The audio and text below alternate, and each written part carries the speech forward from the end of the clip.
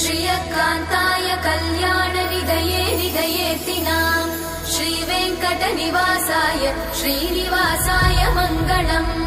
लक्ष्मी सविभ्रमालोकसुभ्रूविभ्रमचक्षुषे चक्षुषे सर्वलोकानां वेङ्कटेशाय मङ्गलम्। श्रीवेङ्कटाद्रिशृङ्गाग्रमङ्गलाभरणाङ्ग्रये मङ्गलानां निवासाय श्रीनिवासाय मङ्गलम्।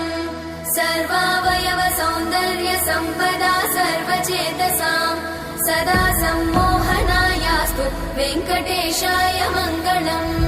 नित्याय निरवध्याय सत्यानन्दचिदात्मने सर्वान्तरात्मने श्रीमद् वेङ्कटेशाय मङ्गलम्।